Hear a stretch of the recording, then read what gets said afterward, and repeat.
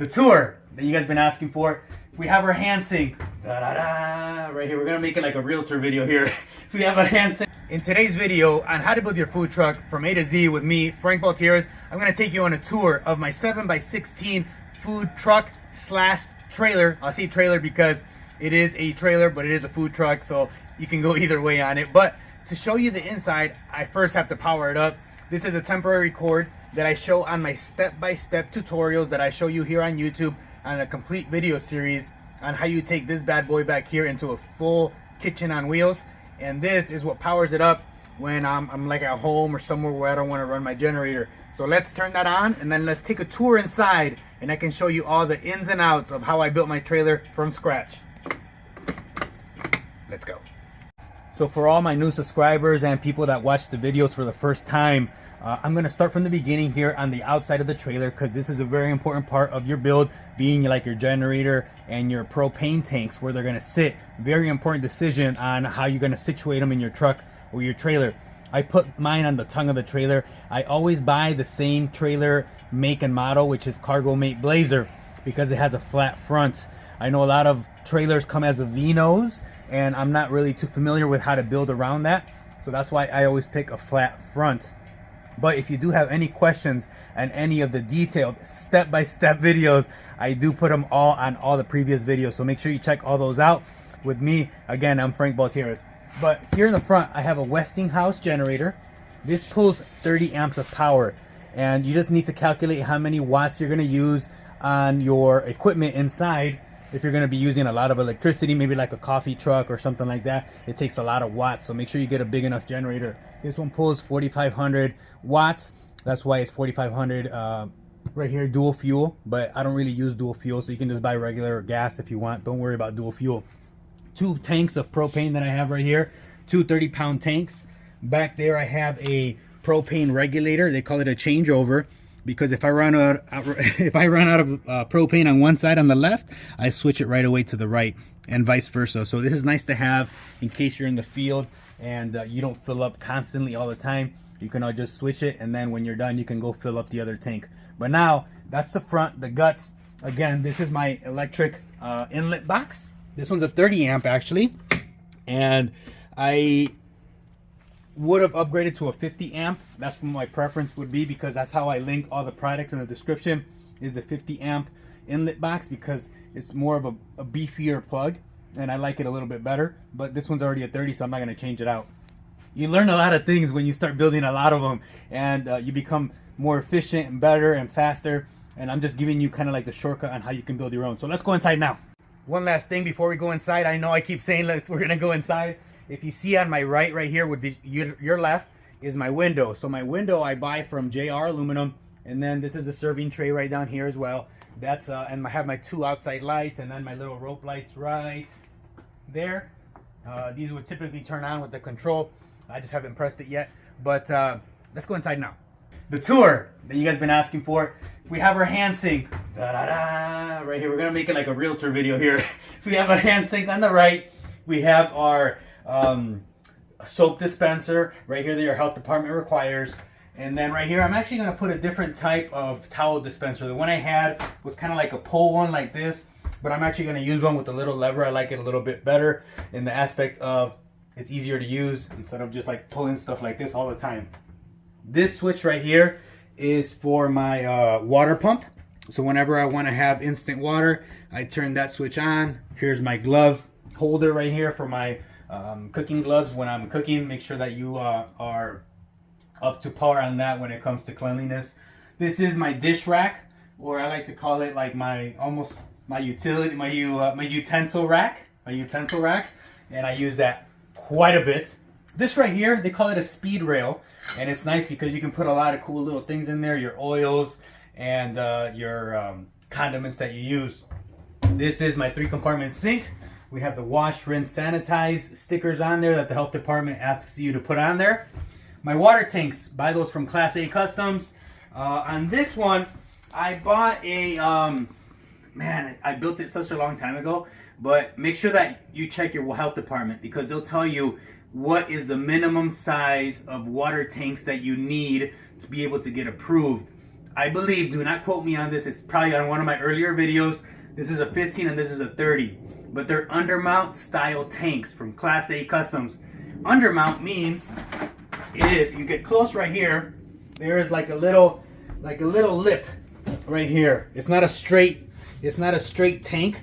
There's almost like a little curve, and I like it because that gets connected and it holds into the leg of my 3-compartment sink, and it's almost like a clamp. I like to consider it, and that's what keeps this all in place, and it never moves when you're traveling down the highway with your trailer, and you're moving around back and forth, hit some potholes, hit some speed bumps, and this thing has been sturdy like a horse. So now we move on a little bit more this way.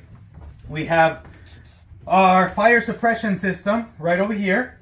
Right in front of you is this fire suppression system. The gas lines I ran myself. Everything you see here I did myself personally with my own 2 hands, and a little bit of help every now and then when I needed somebody to lift something up that was heavy. But this fire suppression system, I did not install that. Just so you guys know, I did not install this. They call it an ANSO system in the aspect that it controls right here from the pull station, as you see right here, and then it goes up. I believe it's called an ANSO system, or it could just be a fire suppression system, whatever it is. But anyways, this has to get tagged, and I got mine tagged from these people right here, and actually it's going to come up for reinspection here pretty soon. It's either every 6 months or every year, whatever they require from your city as well, to get reinspected and re-tagged. Usually they don't have to switch anything out. They just have to come make sure that the pressure's fine, and in case of an emergency, you're able to rock and roll and have these little nozzles that they install right here ready to go. These little nozzles are dependent upon the equipment you use. As I said, this is my own personal trailer. This is Rolling Burritos that I talk about all the time. So you guys are actually seeing something that I built like in 2019, and it's been in existence since March 20 of 2020. We've been rolling around making burritos, and next year maybe we'll have a little switch in menu. I'm still not sure. Sometimes you need to get creative on your menu. We've been stuck on the same menu for about 2 years, and sometimes you just kind of spice it up a little bit and make sure that you're getting a lot more customers and you can expand your customer base. That's still a decision that's up in the air, but maybe yes. We'll find out, and I'll tell you exactly what that addition will be here in the next videos coming up. But this is a 6-foot hood, and this one is from Hoodmart. Now what I use is a 7-foot hood. I don't use a 6-foot hood anymore because we do have a little bit more real estate in here where you can add a 7-foot. The reason I went with 6-foot is, I'll tell you right now, I have something in my trailer that the other ones don't have, and actually it's a pretty cool thing. I didn't add it. When I bought this trailer, I bought it used. I found it on Facebook Marketplace. The guy used it twice, and he used it to transport a plane. He made his own planes, which is crazy, like a 1-seater plane. So he used this to bring the plane from Atlanta to Chicago area. So he had it real nice kept. His house was crazy nice. He had a bunch of planes in there, UTVs, ATVs, in a ranch somewhere, and it was nice. But my cooking equipment, my style for now, is I have a 24-inch burner. I have a 36-inch griddle right here that I use. Man, these things get messy. They honestly do. This is my generator plug, just so you guys know. I make my own too. This is what I use. And this plugs into my generator, and this plugs into that inlet box that you guys saw in the beginning of the video. And that's what powers up the entire monstrosity of the trailer. So we'll put that to the side. But this is a 36-inch griddle, again, 24-inch burner. They're run by propane, both of them. Down here I have my big stainless steel table. Something that I did change on all my recent builds that I've shown you guys that I've done is I do not buy a table that's one piece the entire length. And the reason I don't do that is because I like to have options. And the option is this. With the new tables, or the new table style that I use, it ends like right here where your cooking equipment ends, the table ends. And the reason for that is you can use any type of food warmer that you want. I'm kind of stuck in the option that I can only use a tabletop food warmer, kind of like you see here. It's a phenomenal food warmer. This one's real nice. It heats up your food and it keeps it warm efficiently, and it works properly the way it should. It's just a little bit small.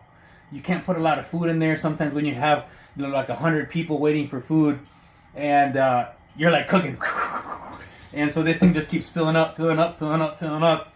And there's another option that I saw that's a like a big one that has legs on it, and it fits right here perfectly. So that's why I stopped the table right there. That's just something that I've done differently. As I said, as you build more of them, and I do not build them for business, I do not build them for customers, I just build them because I want to show you guys how to build them on YouTube. So I know a lot of you reach out, can you build me a trailer? And the answer will be no, because I don't do them, and not because I don't want to, it's just I do not have the time to be building as a business.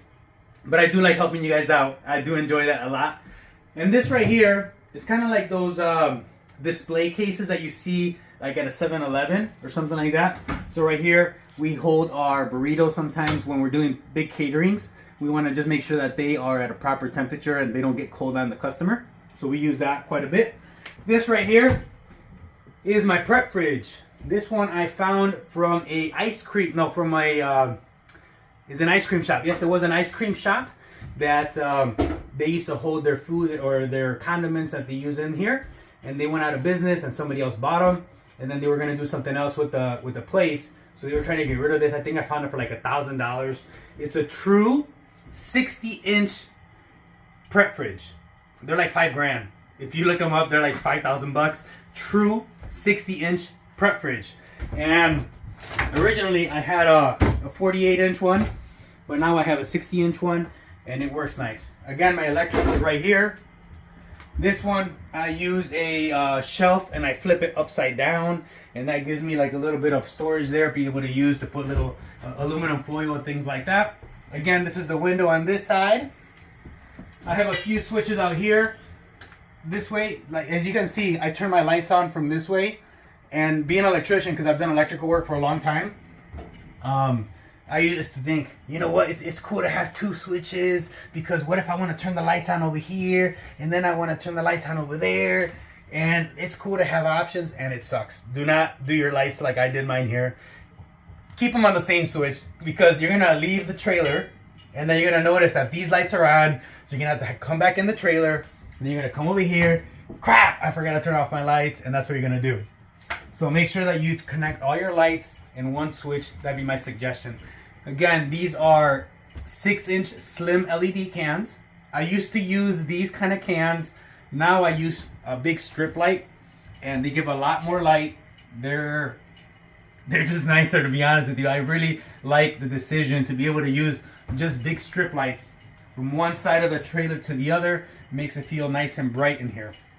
These are stainless steel tables right here as well. They're made by Advanced Tapco. They're 18 inches from back to front. And the reason is because you want to have an aisle here. There's bigger ones if you buy a 24-inch, and it'll be up to here. So you want to make sure that you keep it as small as possible, but yet serves a purpose, because this right here holds our register over there. We have a bunch of stuff going on over here when we have our customers here at the window, right? Just like that. And you want to make sure that you have working counter space that you can do all your fun, all your cool things on here. So again, that's the tour of my 7x16 money making machine. I like to call it, because it is a money maker on wheels. If you serve the right food to the right customers, especially big caterings, this is a cash machine. So make sure you build it out right, build it out how you want it, and especially do it yourself, because one, you'll save a lot of money. It'll take a little bit longer, but that's fine if you have the time. But it's worth it at the end, in my personal opinion. So again, Frank Baltierrez on how to build your food truck from A to Z. Thanks for watching.